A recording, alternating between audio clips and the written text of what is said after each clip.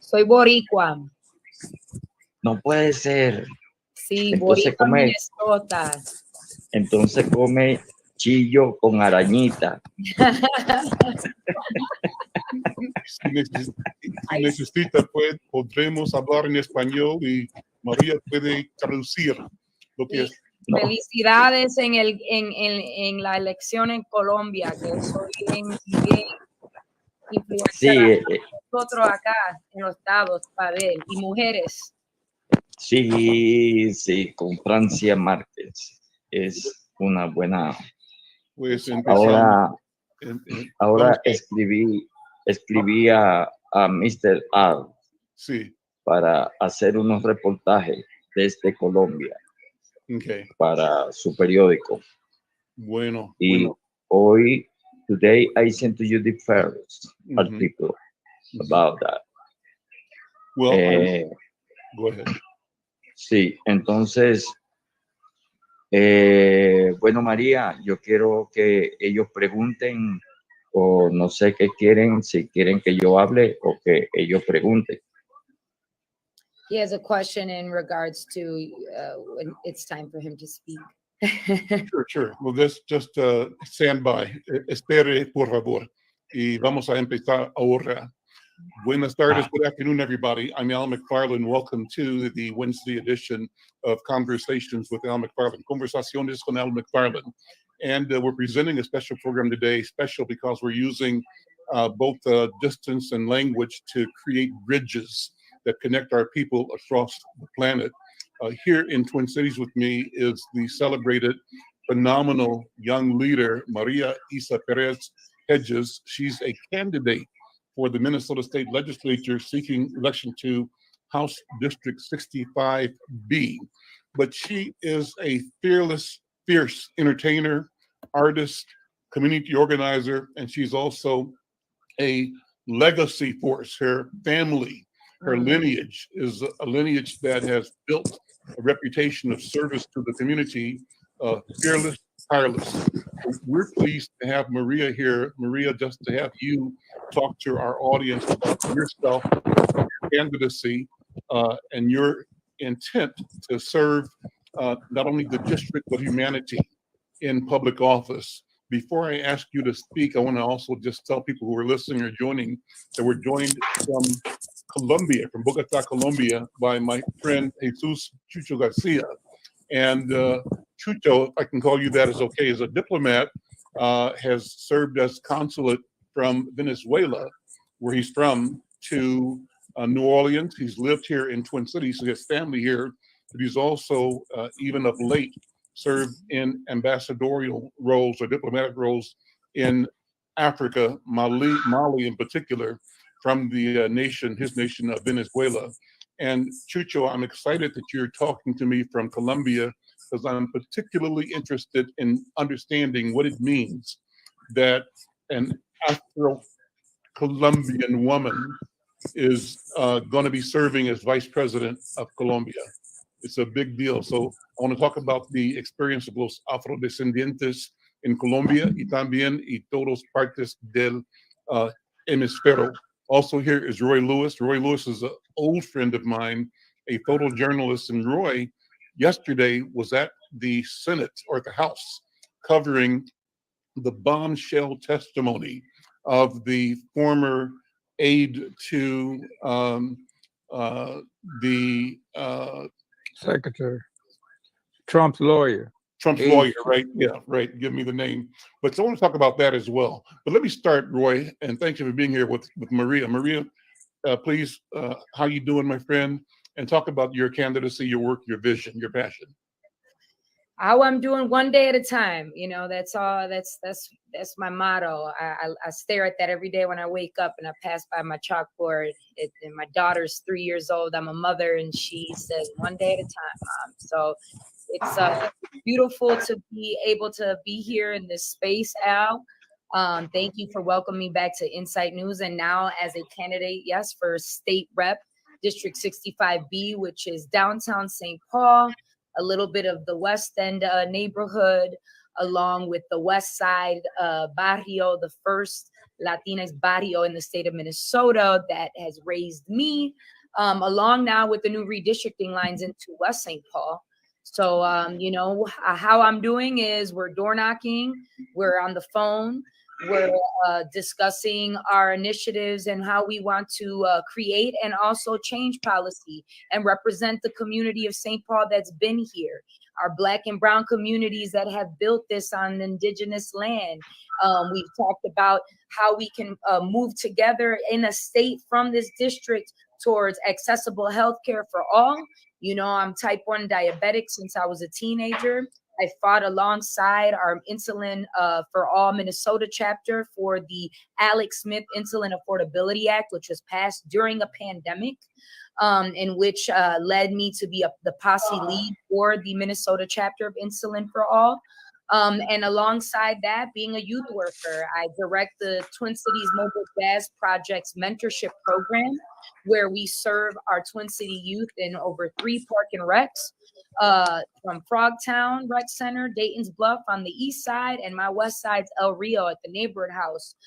My road there has been from teaching as an instructor to now building curriculums and serving our youth in a massives of how do we change these poisons into medicines that we're giving through an artistic and creative lens. It's not to say, hey, we're going to make the next Beyonce or, you know, the next Stevie Wonder, the next Bruno Mars. If that's the flashlight they want to go, well, by any means, we'll find that. But it's the momentum of empowering our youth to engage and being able to express themselves and feel proud of who they are, feel proud of the skin that they wear, and understand history through the beauty of jazz. I also I'm the owner of SotaRican LLC, my record label that's distributed over 16 independent albums, licensed music from MTV, Nickelodeon, Telemundo, to Netflix and beyond, in a lens of Afro-Latinx music and collaborative urban hip-hop and contemporary styles. And, you know, I just love to organize and build in our culture and represent that. As a Latina, you know, I'm proud of my African heritage, and I'm proud of the Afro-Boricua that is inside my blood, along with the indigenous Taino. And how do we reverse the middle passageway? It's by cultural competency in this system. And we're seeing it. I know, Roy, you up in there, and these folks have no idea what they're doing to our lives because they have the privilege to earn off the sweat and off the backbones of our ancestors. And I'm running for office because that has to stop. I'm running for office because I have a beautiful Afro-Latina baby that's 3 years old who has already experienced these systemic injustices in her 3 years. And as a mother and as a daughter of a mother who stood up for our human rights, I got to keep it moving. I got to mobilize the importance of our people to vote. There's folks out there voting that are voting against me. There are folks out there that don't want to see me elected. They want to see someone that reflects what's been happening and keep that structure. And we're not giving up. We're saying no. We're utilizing new voters. We're voting for folks that don't have the right to vote. And we're educating our children on, you may not like how the system works, but that doesn't mean you run away. That's a part of their plan. It means you get engaged. It means you understand the power of your vote because they're going to try and take that away next. So that's why I'm running environmental justices. So much in our sector. When they ask what policy change, I said, it's all. We're braiding here. We tribal people. Okay, whether we in from the motherlands of Africa to the Caribbean and to this land here, it's about braiding how we're going to survive this wave of white supremacy. Maria, you testified before the United Nations, I think last week, 2 weeks ago. Talk about what that was about. What was the reason, the purpose, and what was the message? And what should we be learning and knowing from your presentation? Wow. So it's been a week. I spoke last week at the United Nations in New York City in front of the steering committee of decolonization for Puerto Rico. As a proud Puerto Rican born on this Dakota Anishinaabe land, I, presented in front of the United Nations on behalf of our diaspora's work and on behalf of the survival of our tribes in how we are going to move forward. As the advisor for El Fondo Boricua out of the St. Paul Foundation, we did more out of our sectors of St. Paul and Minneapolis for this state than FEMA and the National Guard were providing.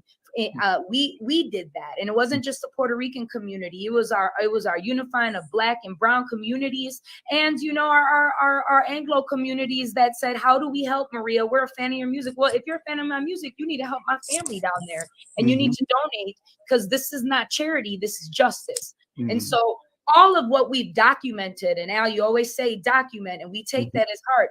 We left cameras, we left recorders, we left solar power generators, we provided water filtrations, bringing in teams from Minnesota, the University of Minnesota Medical Research to be opening clinics in places that we don't have any hospitals in Puerto Rico.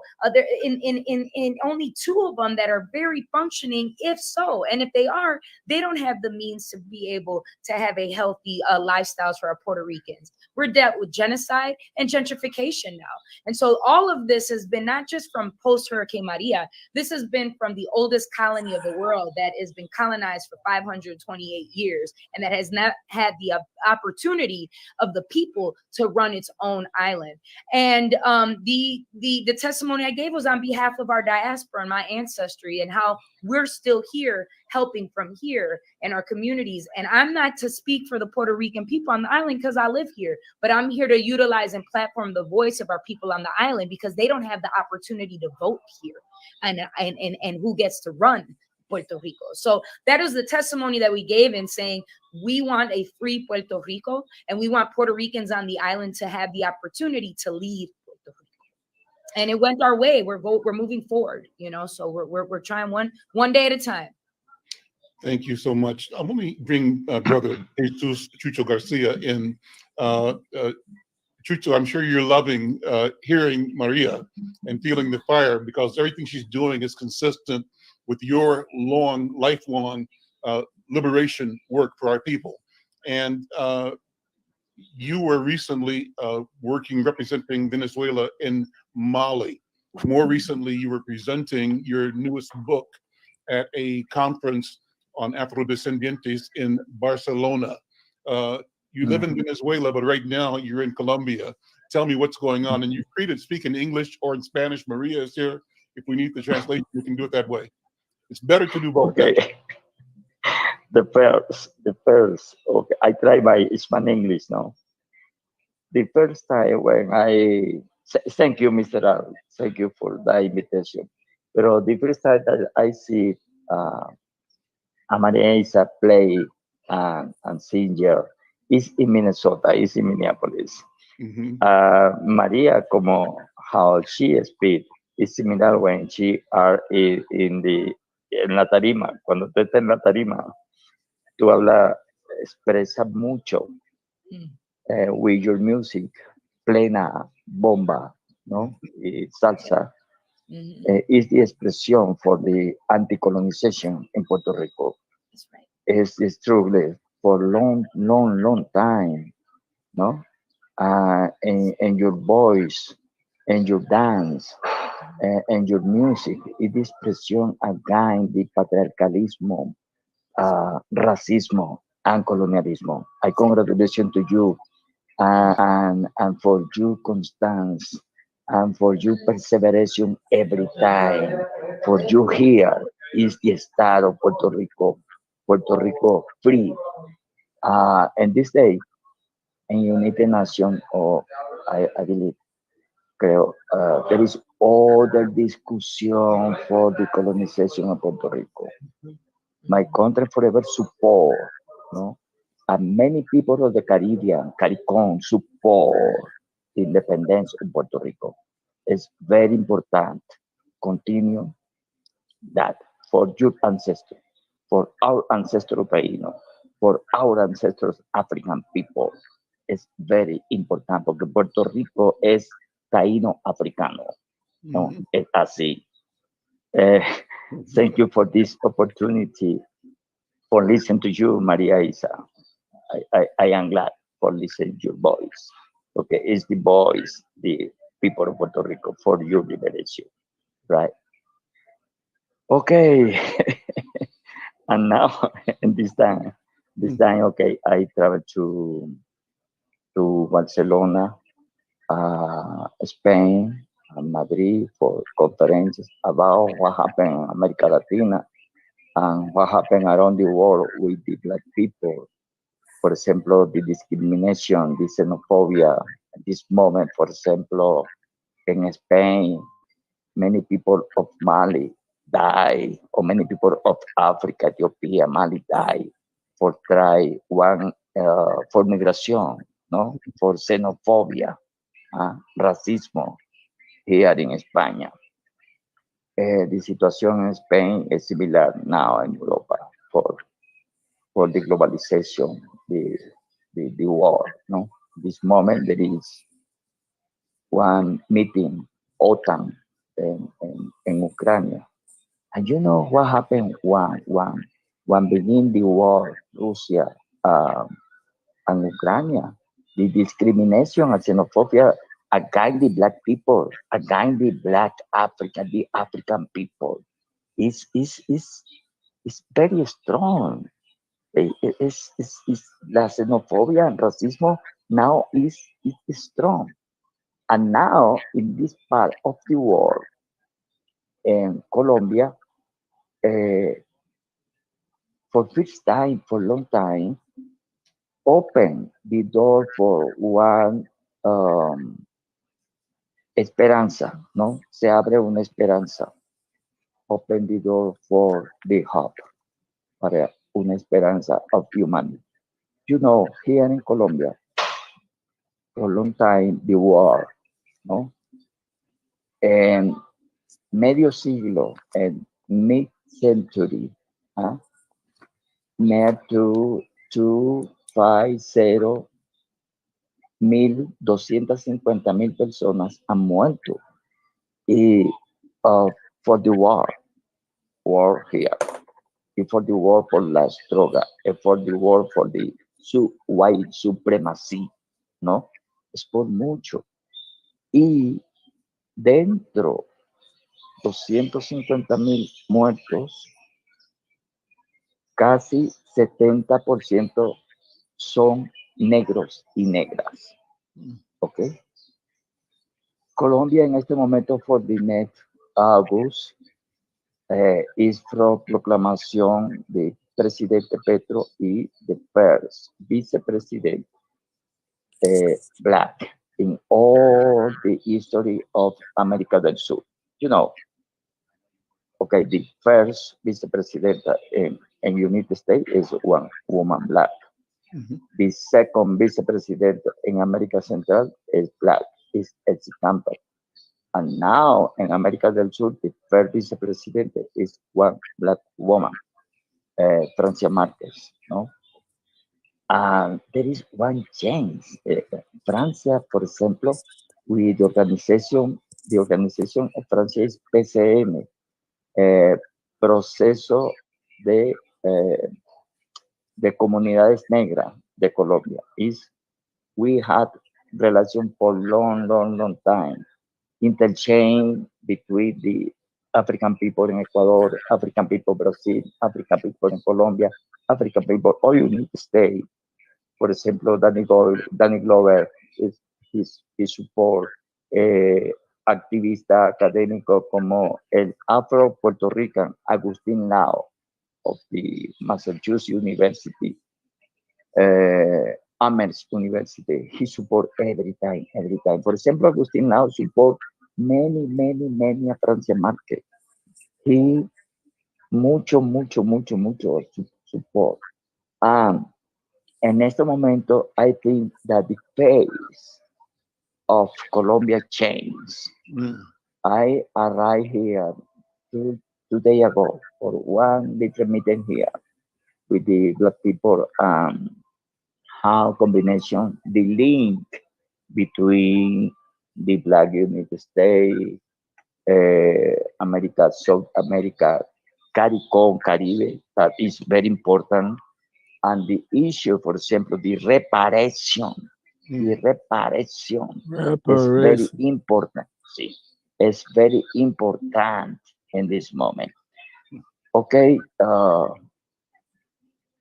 excuse me, my English no is very good, pero I try for. Usted me puede entender. Yo creo que María puede ayudar si no entendieron lo que dije. jump in, Maria, whenever, if you want to make sure I mean, what I collected is that, it's very important for folks to pay attention across Latin America and in general, across the diaspora, of how important it is for reparations, how important it is for that to be highlighted and advocated amongst our communities in Latin America. And before that, you talked about the significance that Colombia now has a Black woman as vice president. That's a major. In not just Colombia, but in Latin America, in South America, and that's something that should be not just a paragraph in our news and our media. That needs to be highlighted front page, right? Right. When Obama became first Black elected president, the whole world seen it, right? Mm-hmm. When Kamala became the first Black and Southeast Asian vice president, the whole world seen it. So we need to uplift this powerful Black Colombiana that is so necessary for the whole world to see and witness this victory. Okay, I think that is very important. Por ejemplo, the schedule. ¿Cuál es la agenda? ¿Ok? ¿Cuál es la agenda de Kamala? ¿Cuál fue la agenda de Exi Campbell en Costa Rica? ¿Y cuál es la agenda de Francia Márquez? I think that there is difference for concept. ¿Oh? Cuando dice la agenda, ¿qué es esto? ¿La agenda? We need to discuss what is the agenda. Agenda. Of what is Kamala's agenda? What are the agendas of these representations that are reflective of us and our communities? But what's the agenda? Y ahora dice que son diferentes. There are different. Yes. Now they're different because they're all different. Yeah. Radical. Different. Radical differences. Radical differences. Okay. Descríbalos, por favor. Okay, por ejemplo, now in United States, for example, the discussion about the abortion. Francia Marca is don't accept it. The Francia Marca is go ahead. O sea, that is patriarcado, machismo. That situation now, the Congress of United States, no? And the other, for example, Francia Marca struggle many for the climate change. She is one woman. Do you know she received the winner ambientalista in United States, no? Is this otra relación? She born. Ella nació en la pobreza. She luchó. Ella struggled many again, the patriarcalismo, the machismo, racismo, the poverty. No, it's very different. For that, the agenda that she had is other agenda. That is for shame. The role the woman in America Latina is other example. For that the diferencia, Kamala, Exi Campbell y Francia Martin. It's very clear. Very clear. Or the other. No, it's easy. Forever I told to the people here. It's okay, arrive to the gobierno. Pero arrive al gobierno no es arrive to the power. Here the discussion is very strong, is very, very deep. Okay? No es easy. Sostenible el poder. Es very frágil. ¿Entienden? Colombia and Francia need all the solidarity around the world. All the solidarity. No es simple de what is the name? No es simply only the lobby of the Black Cacu. No es only that. Mhm. It's all the organization of the United States for support that project. Porque it's the project for the hub. Es un proyecto de la esperanza. Okay. Ayúdame, Maria.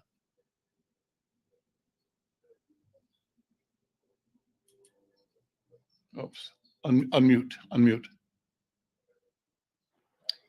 The need to discuss, what is going on to be able to build hope, to build esperanza, in regards to the differences and also the rebellion of leadership. I was trying to, catch a little bit more of what Chucho was going in, because we have so much access, and I want to bounce off what off my head. He's saying we're living in a time where our kids have access to the news in their hand, right? And a part of what I'm seeing, and just particularly even the youth that I got to teach in a little bit here, I got to run at Little Earth. I just had an update on my phone that there was a drive-by shooting happening, and right now in this moment, that we're dealing with all of these issues across our countries, but that are hitting Black communities, that are continuing to trap us. There is so many different layers of what's enslavement. Everyone just has a visual of the chains on the feet in the ships. It has evolved into even more, because that was visual. That was visual. Now it's sectors of mental illness in our school system. It's us being able to see the murders of innocent Black people and folks getting away with it. It's how are we going to go to school if we don't have these doctors in these communities? That's an issue that is a part of not just the United States, not just Latin America, but anywhere where there is Black people, and where there is indigenous people, where we're oppressed. And the most oppressed, when we know, we speak and we voice it loud, are Black lives. And you see that we're called radicals when we speak upon that. If whether we're rapping about it, or we're playing our drums, or we're showing up in solidarity amongst our Black communities around the world, whether we speak Spanish, English, Somali, okay, all the beautiful languages of Africa and the tribal people, we are being categorized as that can't happen. That is a danger.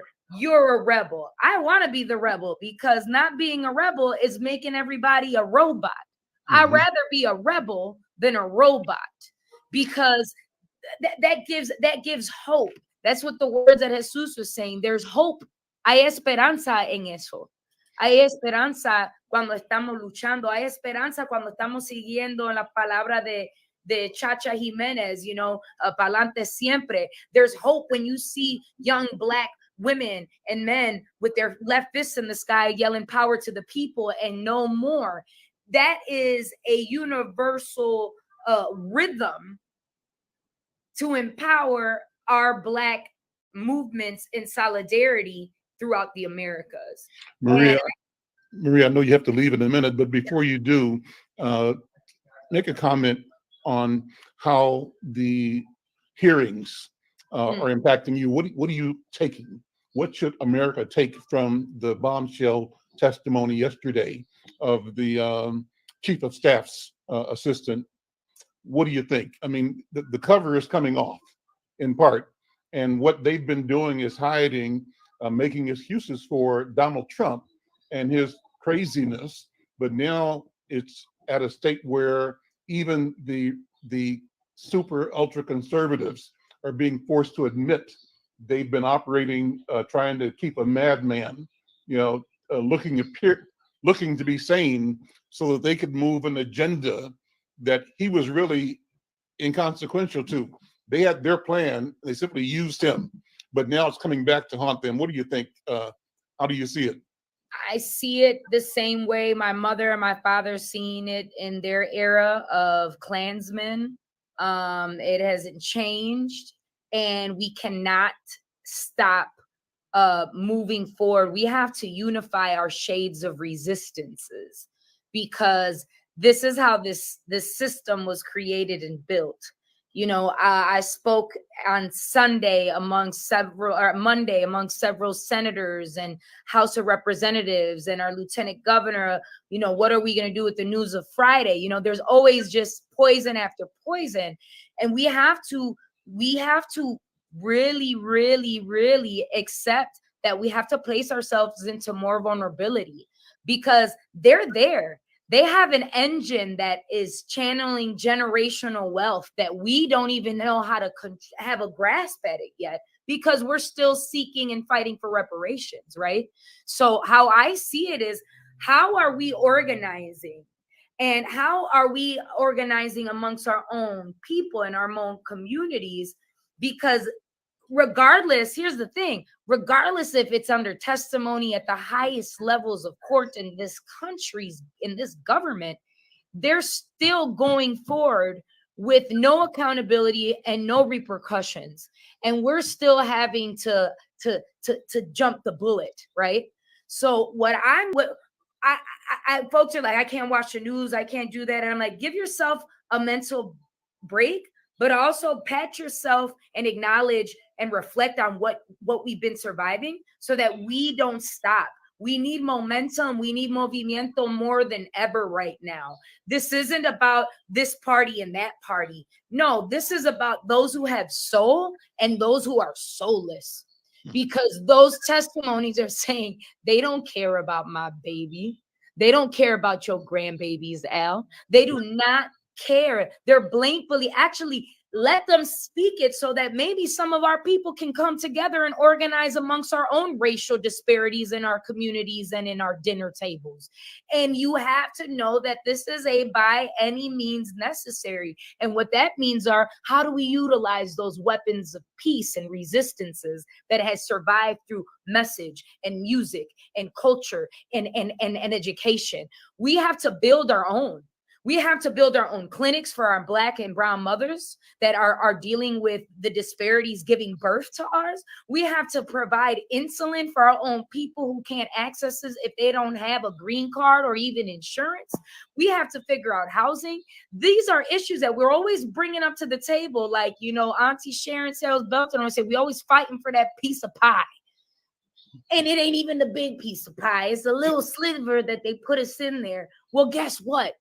We've been earning, we got a little bit of this, we got to start baking our own pies. That's right. And stop relying on that dang pie that should be our reparations, because those testimonies are showing you, we still got the pie in our hands, you know? So what you going to do about it? We going to feed them a pie of mierda? We're going to feed them like the metaphor of no, we're going to not feed them. We're going to continue to fuel, but this is about seeking justice and not holding our hands up for charity. No, this is about seeking justice amongst ourselves to utilize what we've built, what we can do, what we can mobilize, what sectors of media are pushing us and they're encouraging us, and not focus on the fires that are burning, but building fires that are giving us warmth and providing nutrition.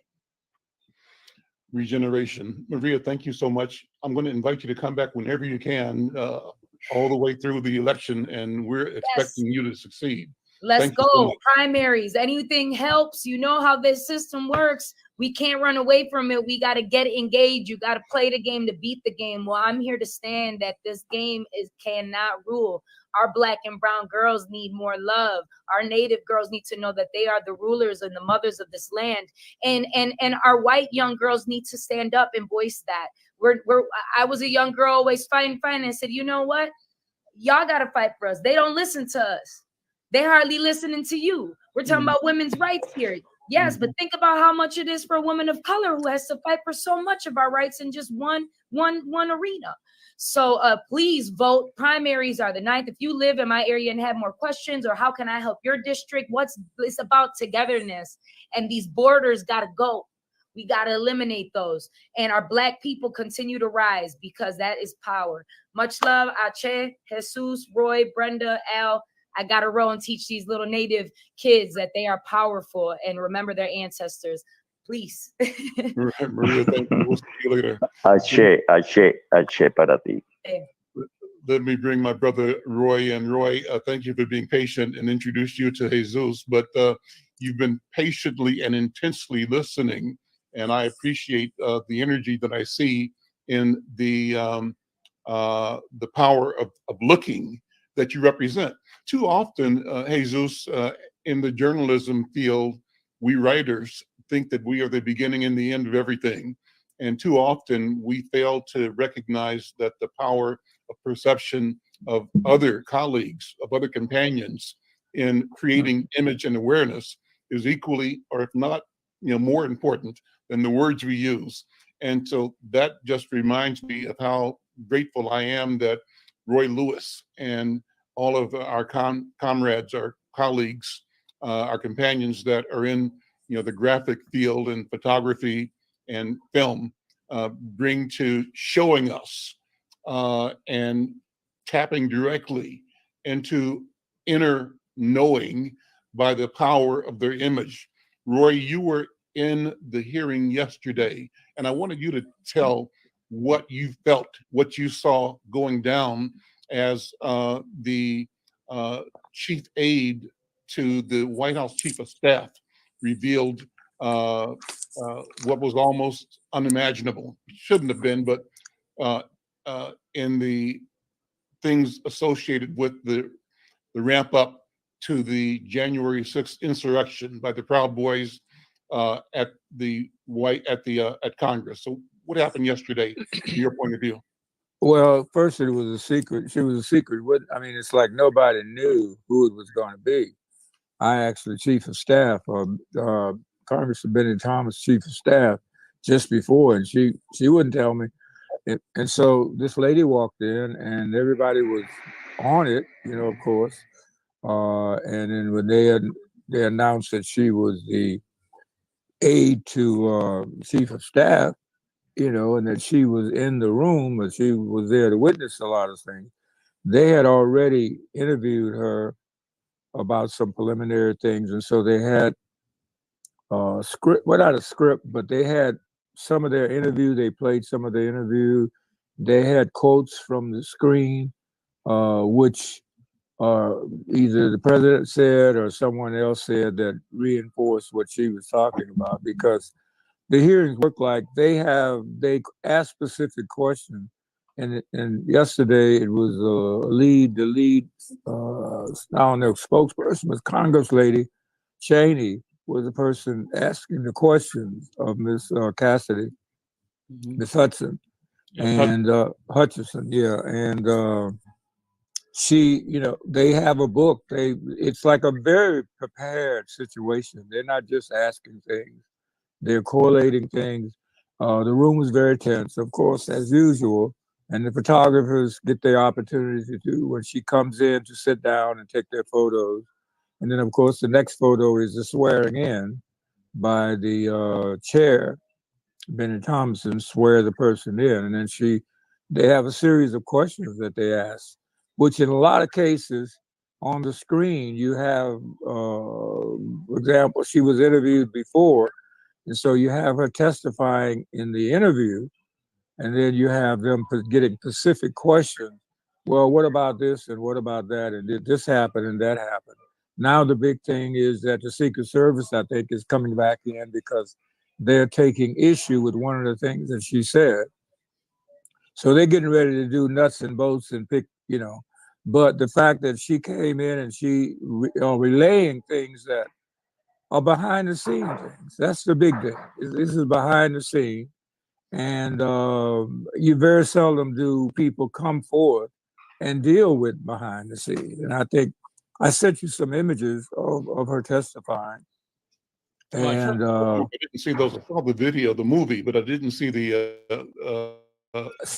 didn't see the stills yet. But I was going to show. But anyway, they are there. They're just shots of her testifying I sent a video clip that probably was the wrong video clip, because you got to figure now, we're just working in the room, and I was not in there I was in there the first part of the series. The deal is that this lady came forward, and all we have to do is think back to a few days ago when the black woman was there, who talked about the pressure that she was under, and her and her mother, and the threats that she had to go through. So you can imagine what's going to happen with this young lady who came forward and gave her honest opinion about what was going on that day. The fact that there's a possibility, I mean, we don't know. Secret Service, I saw a chart of the president's activity by the minute. You know what I mean? Okay, at 1:27, this happens. At 1:30, this happened. And so, you know, there are detailed things that happen that are on record. The Secret Service record, the record of the White House. And so the thing is that this is blowing up. This is putting a spotlight on that afternoon, that morning and that afternoon. And they, just like they were trying to say that the election didn't happen, the election was stolen. Now they're going to, or they're perhaps saying, well, this didn't happen. Mm-hmm. You understand what I'm saying? This didn't happen. Photographers in the room are trying to get their photograph. I'm trying to get my photograph. I'm trying to get it out to the press. Why? They say, well, why? Why do we need to see? Why do we need to go into this? This happened 2 years ago. Well, see, these whys is the reason why we're here. You know, the election of Donald Trump, all that was about the why. Why do all this? I mean, isn't democracy about that, knowing the truth about what's really going on behind the scenes in government?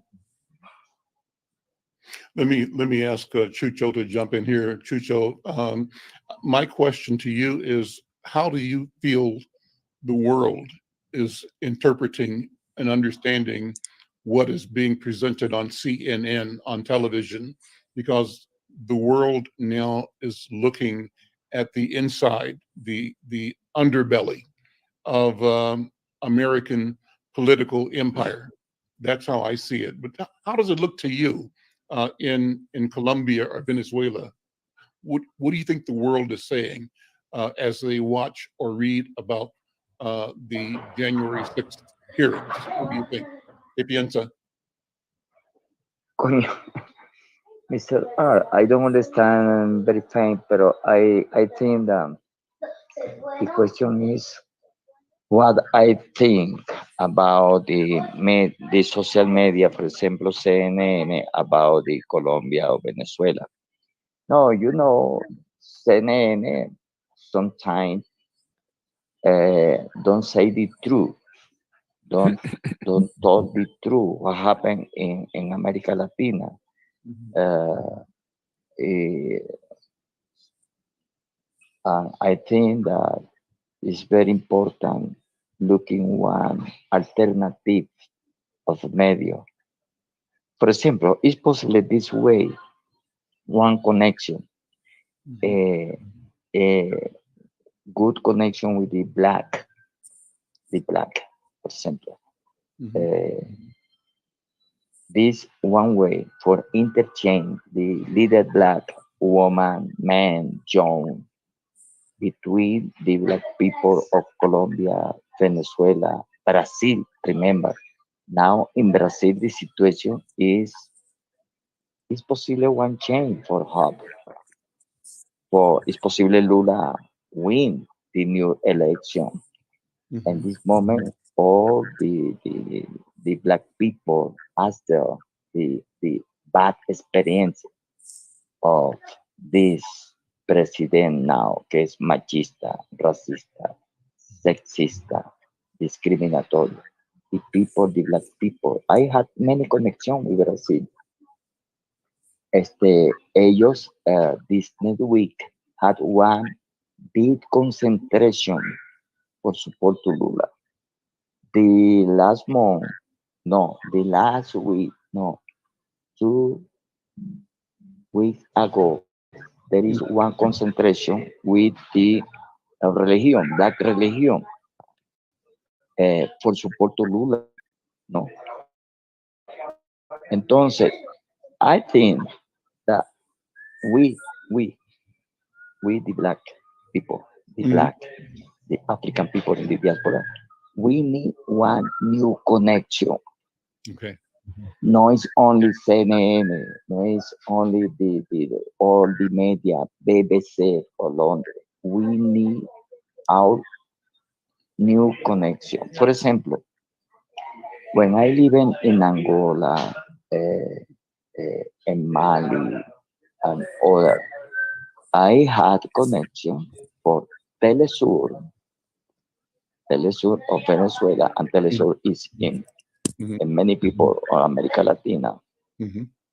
Este, it's possible that I talk with the people of Telesur for open one programmation special, one program uh, every week Mhm. about what happened of the black people. You give me that idea when, Mhm. and now it's possible when I come back to Venezuela, I look in the connection. I have many people. I connect the people of Telesur, but that is very important. That connection, and that you say, okay, porque everybody think the CNN manipulation, many information, many.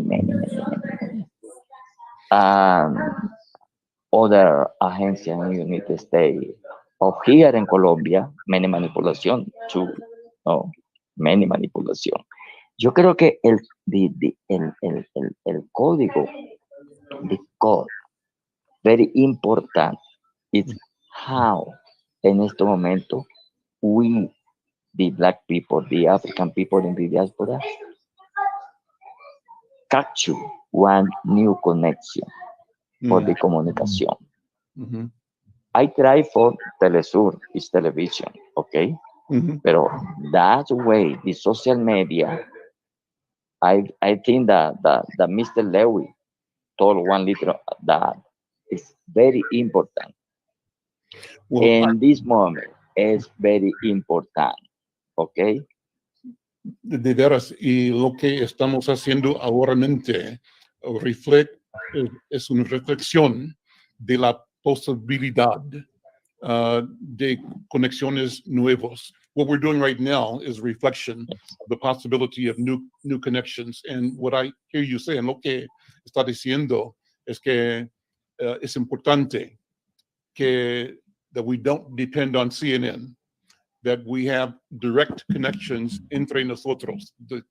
Debemos trabajar con nosotros sin la imposición de los de Europa o de Washington. Podremos crear algo nuevo, algo importante, algo que something that can survive into the future, Yes, that will create un sociedad nuevo para el mundo. yes, Is that what you're saying? yes, yes, Well, Well, yes, listen, Roy, go ahead. What are you going to say? yeah, it's live. You know, what's happening right now is live. We're talking to South America. We're talking to Washington, D.C. We're talking to Minneapolis. We're talking to a young lady who's running for office who just said We're talking on to New her Mexico.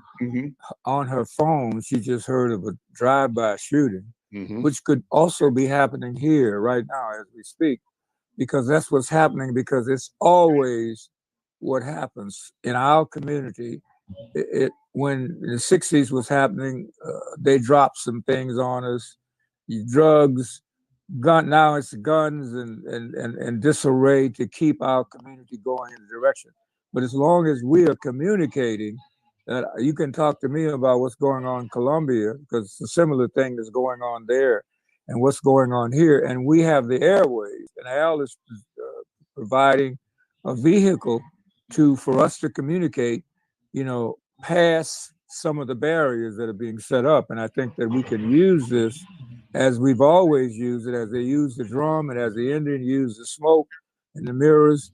All these things are communication. That's telecommunication, smoke, mirrors, drums. All those are telecommunication. They're communicating in the distance. And so we have to keep that tradition going by having our newspapers. Al, I'll be sending you, I sent them the wrong way. So I'll be sending you those pictures when this is over so that he can then use them for his photographs. And I'll be sending them to other newspapers around the country. I work with newspapers around the country. And always when I get access to the room, my first thought is when I come out, where to get it to as many Black papers or as many Black people as possible, because we are still not a part of being on the list. And even in that room, I understand to get in that room, they give you little cards to allow you to get in the room. What the question I want to ask now is my paper or the Black press on that list? Sheila Jackson Lee asked the question when I was standing outside, not being able to get in the room. She said, "Are you on the list?" And that's the question I want to ask the people in charge of the Senate press office. Is the Black press on the list? How do we make sure that it is? Well, Chucho, we're out of time now, but this is a great beginning. Thank you so much for being here. Mil gracias para su presentación. Y I am looking forward to our collaboration. I'm looking forward to working with you, listening and reading your articles that you'll be submitting, and hopefully creating your presentations on this medium on a regular basis.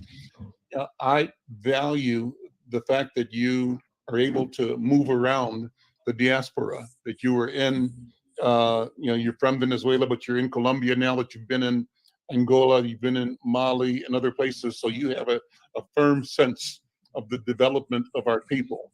Last week, I was on a call with the community of Yoruba people who live in Bahia, who were in a video conference with Yoruba people in Lagos. And they were having a discussion about the Cimarrones, right, who found freedom and fought for freedom in Brazil, y se fueron a Lagos. And now there is a Lagos community of descendants of those who were enslaved in Brazil. And so the point is, they are forming connections again. And I know that the problem in North America is that we are miseducated. We are deceived into thinking that we, the Africans in North America, are the most aggrieved or the most, damaged, but we're not. Our people were damaged throughout the hemisphere, North, South, and Central, and that we're not the largest group, right? That more of us are in Brazil and South America than here in the United States. And once we learn to recognize that we are throughout the hemisphere, we can begin to create relationships and create change that does not depend on what the colonists. But the question is, how do we decolonize our minds? Our work is decolonization of our minds, our spirits, and the creation of a new future that celebrates our humanity. Creo que sí. Oh, it's very, very deep, that history.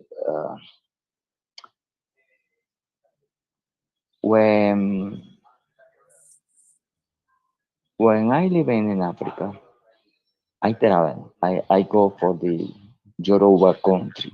No? Mm-hmm. I go to Benin. There is one little city. I told in that little city, the king, no, the king, the little city name is Ketu, no.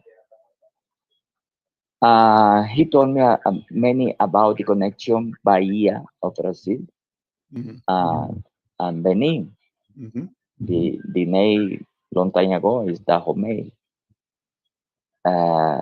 After the abolition of slave, when abolition is slave in Brazil, many people come back to Benin and to Nigeria. Mm-hmm. and their conservation part de la African diaspora and the diaspora that combat. Mhm. I see that is a situation in Huida, in Benin, and Mhm. Ketu. And the other, I work in New Orleans for 3 years, I forever I research in the archive of New Orleans. No, Mhm. I had many documents, pero I discovered that the many people of New Orleans run away to Mexico. Mhm. They cimarrones of New Orleans go to Mexico. Mhm. And the other is the combination of the indigenous black people, for example, Bambara, Mhm. connection with Nashet, the Indian Nashet in New Mhm. Orleans. Mhm. And this is the creation, the Black Indian. The Yep. Black Indian is the best of the Carnival of New Orleans. Mhm. It's the Mardi Gras. That historia is fantastic and fantastic. Pero for come back to the proposal, I think that we need one agencia, Global Africa, descendant of African America or Africa, I don't know. I think that is one project. Mhm. Forever, nosotros, we, Mhm. is la utopía. La utopía is combination. For example, one day, one forum, what happened, for example, in this moment in Ethiopia, that is the war in Ethiopia. Many people is very strong in Ethiopia. Mhm. Many war now in Africa, intervention Francia, intervention or the African, pero todo es Ucrania. Pero en this moment there are como 4 war in Africa, pero Going on nobody. right now. Okay, en este momento, por ejemplo, the trouble en Haití. Haití en este momento is very difficult the situation, pero Mhm. nobody told about Haití. Todo es Ucrania. Okay, the black the discrimination of the history, And, and and, I and think that is nobody knows that there are almost 80 American military bases throughout Africa. We had no idea. yeah. The American people don't know that we've got a military presence in about Mhm. 80 different locations on the continent of Africa. ¿Por qué? Okay, I think that is very deep esta discusión. Okay, yo creo que es very deep. Y other day is very important continue. In this moment, I try for one proposal, the forum Mhm. between America Latina and, and your newspaper Mhm. para tu periódico, ¿ok? Porque en este momento Colombia yo creo que es importante one forum with African, Afro-Colombiano, with people in Minnesota, Brazil. I had toda esa conexión. The other is the one, for example, one connection, what happened now in Mali, I Mhm. have the connection. Porque Mhm. en Mali en este momento es very, very, very bad the situation. Uh, The other in Ethiopia or other country. Pero correct. let's go for planification, okay? And I think that the Brenda and Lewis is open, están abiertos para Bueno. comprender toda esta situación. Okay, okay, thank you, my brother. Thank you, my Thank you, brother. thank you, Thank you so much. you. This Okay. is a good beginning. So, Black Roy, power. you are witnessing the creation of something new, and that is an open channel of communication throughout the diaspora, in uniting, as you said, Roy, the inside news to begin with, but the Black Press of America with Black Press, Black Movement throughout the continent and perhaps throughout the diaspora as well. Jesus Chucho Garcia, mil gracias, mi hermano. Luchamos y venceremos. Bueno, Forever, forever. okay, take care. Okay, I'm Al thank you. McFarlane. We'll see you next time. Take care. Bye-bye. Okay. Okay, Take thank care. you, thank you, All right. thank you, thank you. Okay, Black brother. power. Okay. All right. Okay. Okay, man. I'll call you.